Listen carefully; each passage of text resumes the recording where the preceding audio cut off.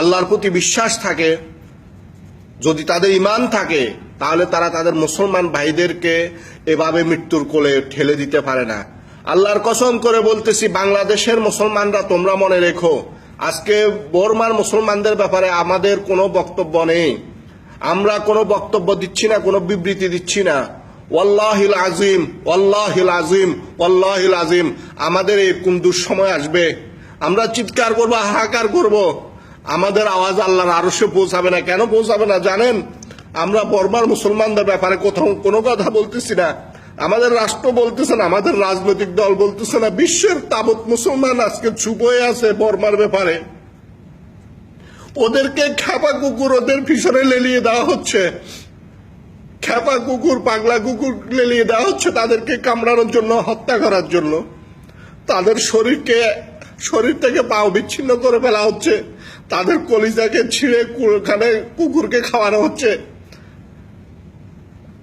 আমরা মুসলমান, আমাদের কোনো সে নেই, আমরা কোনো কথা বলতেছি না, আমাদের কোনো বক্তব্য নেই, অথচ আমার মুসলমান আজকে একে একে শেষ হয়ে যাচ্ছে। কাশ্মীরের মুসলমানদেরকে শেষ করে দেওয়া হচ্ছে, ফিলিস্তিনের মুসলমানদেরকে শেষ করা হচ্ছে, ইয়েমেনের মুসলমান শেষ হয়ে যাচ্ছে, সিরিয়ার মুসলমান শেষ হয়ে যাচ্ছে। একটা ইস্যু থামলে আরেকটা ইস্যু চালু হয়, একটা ইস্যু থামলে আরেকটা ইস্যু চালু হয়। একটা দেশের উপর নির্যাতন বন্ধ হলে পর্যায়ক্রমে আরেকটা দেশে শুরু হয়ে যায়। ও মুসলমান, আমাদের কি করার কিছু নেই? আল্লাহ আমাদেরকে জীবন বিধান দিয়েছে, আমরা জীবন বিধানে আমাদের মুসলমান ভাইদের জন্য আমরা কোনো কিছু পাইনি। আল্লাহকে পবিত্র কোরআনে কোনো কথা বলেননি, রাসূলুল্লাহ সাল্লাল্লাহু আলাইহি সাল্লাম কোনো কথা বলেননি। আমাদের দেশে এত আলেম ওলামা, এত হক্কানি আলেম, এত ফির মাশায়েখ, কিন্তু তাদের কোনো বক্তব্য নেই বর্মার মুসলমানদের ব্যাপারে।